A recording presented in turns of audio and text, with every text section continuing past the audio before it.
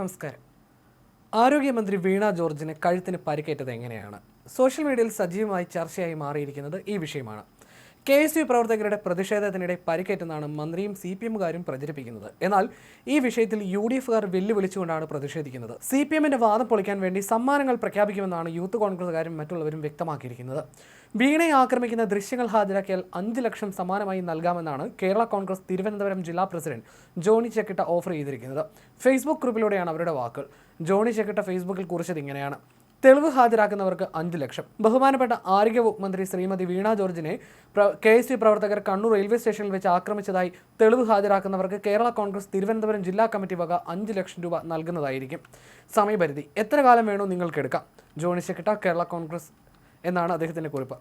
അതേസമയം ആരോഗ്യമന്ത്രി വീണ ജോർജിനെതിരായ ആക്രമണത്തിൽ കുഴിമന്തി ചലഞ്ചുമായി KSU മട്ടന്നൂർ ബ്ലോക്ക് കമ്മിറ്റിയും രംഗത്ത് വന്നു. ആരോഗ്യമന്ത്രി വീണ ജോർജിനെ കണ്ണൂർ വെച്ച് KSU പ്രവർത്തകർ ആക്രമിക്കുന്ന വീഡിയോ ദൃശ്യങ്ങൾ ഹാജരാക്കുന്നവർക്ക് കുഴിമന്തി നൽകുന്ന ചലഞ്ചാണ് KSU മട്ടന്നൂർ ബ്ലോക്ക് കമ്മിറ്റി നടത്തുന്നത്. വീണ ജോർജിനെ ആക്രമിച്ച സംഭവവുമായി ബന്ധപ്പെട്ട് കേരളത്തിന്റെ വിവിധ ഭാഗങ്ങളിൽ പ്രതിഷേധങ്ങളും മറ്റും നടക്കുമ്പോഴാണ് ചലഞ്ചുമായി KSU പ്രവർത്തകർ തന്നെ രംഗത്തെത്തിയിരിക്കുന്നത്. അതേസമയം ദൃശ്യങ്ങൾ ഹാജരാക്കുന്നവർക്ക് 1 പവൻ സ്വർണ്ണമാണ് യൂത്ത് കോൺഗ്രസ് പാരിതോഷികമായി പ്രഖ്യാപിച്ചിരിക്കുന്നത്. യൂത്ത് കോൺഗ്രസ് കണ്ണൂർ ജില്ലാ കമ്മിറ്റിയുടേതാണ് ഈ പ്രഖ്യാപനം. ഇന്നലെ വൈകിട്ട് 3:30-ഓടെയാണ് കണ്ണൂർ റെയിൽവേ സ്റ്റേഷനിൽ വെച്ച് ആരോഗ്യമന്ത്രിക്ക് നേരെ പ്രതിഷേധമുണ്ടായത്.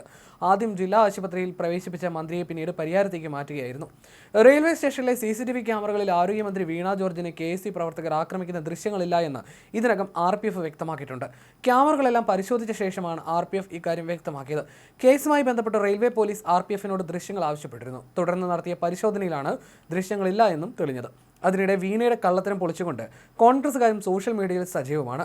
വിഷയവുമായി ബന്ധപ്പെട്ട് ഹാരിസ് അറബി ഫേസ്ബുക്കിൽ കുറിച്ചത് ഇങ്ങനെയാണ്: മന്ത്രി വീണ ജോർജിന്റെ ഉഡായിപ്പ് സ്റ്റെപ്പ് ബൈ സ്റ്റെപ്പ്. 1. മന്ത്രി വീണ ജോർജിന്റെ വാഹന വ്യൂഹം കണ്ണൂർ റെയിൽവേ സ്റ്റേഷനിലെത്തുന്നു. 2. കാറിൽ നിന്ന് മന്ത്രി ഇറങ്ങുന്നു, കയ്യിൽ ഡയറിയുമുണ്ട്. 3. റെയിൽവേ സ്റ്റേഷനിലെ മുഖ്യ കവാടം വഴി മന്ത്രിയും പോലീസ് സംഘവും ഉദ്യോഗസ്ഥരും അകത്ത് കയറുന്നു. 4. KSU പിള്ളേർ കറുത്ത കൊടിയുമായി ഓടി വരുന്നു. പോലീസ് അവരെ ദൂരെ വെച്ച് തന്നെ തടയുന്നു. 5. മന്ത്രിയെ പോലീസ് മറ്റൊരു ഭാഗത്തേക്ക് മാറ്റുന്നു. മന്ത്രി മാറാൻ തയ്യാറാകാതെ ഇരുന്നതുകൊണ്ട് VIP സുരക്ഷാ മാനുവൽ അനുസരിച്ച് പോലീസ് മന്ത്രിയെ ബലം പ്രയോഗിച്ച് പുറകിലേക്ക് തള്ളുന്നു. അവിടെ വെച്ച് മന്ത്രി KSU-കാർക്ക് നേരെ ചീറിയെടുക്കാൻ ശ്രമിക്കുന്നു. 6. യൂണിഫോം ഇട്ടതും അല്ലാത്തതുമായ ഉദ്യോഗസ്ഥർ മന്ത്രിയെ പൂർണ്ണമായും ഐസൊലേറ്റ് ചെയ്ത് നിർത്തുന്നു. 7. 3 മിനിറ്റ് പോലും കഴിയും മുൻപ് മന്ത്രി 1-ാം പ്ലാറ്റ്ഫോമിൽ എത്തുന്നു. പുറകെ വന്ന പ്രാദേശിക ചാനൽ ക്യാമറമാൻമാരോട് ചിരിച്ചുകൊണ്ട് ചൊറിയുന്നു. ഡ്യൂട്ടി ഓഫീസർ ചാനൽ ക്യാമറമാൻമാരോട് തിരികെ പോകാൻ പറയുന്നു. 8. എസ്കലേറ്റർ വഴി മന്ത്രിയും സംഘവും 3-ാം പ്ലാറ്റ്ഫോമിലേക്ക്. ഇതേ ട്രെയിനിൽ തിരുവനന്തപുരത്തേക്ക് പോകാനുള്ള ഷംസീർ പുറകെ എത്തുന്നു. ഷംസീർ ചില ഉപദേശങ്ങൾ നൽകുന്നു. അതോടെ വീണ ജോർജിന് കഴുത്തിൽ വേദന തുടങ്ങുന്നതായി കാണുന്നു. അതുവരെ കഴുത്തിൽ തടവാത്ത വീണ ജോർജ് കഴുത്തിൽ തടവാൻ തുടങ്ങുന്നു.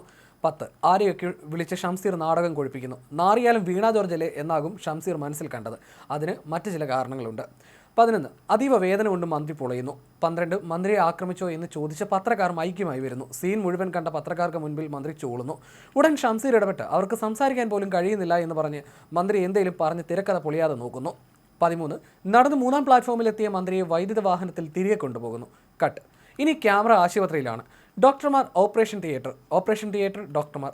ഇത് മാറി മാറി കാണിക്കുന്ന പോസ്റ്റ് വേറെ ഇടാം. മന്ത്രിയുടെ കെട്ടിയവന് ഫ്രീ ആയി ഒരു ഉപദേശവും നൽകാം. സഭയിലുള്ള കുത്തിത്തിരിപ്പ് പരിപാടിക്ക് 2 ദിവസം അവധി നൽകി കണ്ണൂരിൽ വരുന്നത് നല്ലതാണ്. സ്ഥലം അത്ര പന്തിയല്ല. നവീൻ ബാബു ഫെയിം ദിവ്യയുടെ ആൾക്കാരൊക്കെ ജോലി ചെയ്യുന്ന ആശുപത്രിയാണ് എന്നുമാണ് അദ്ദേഹത്തിൻ്റെ കുറിപ്പ്.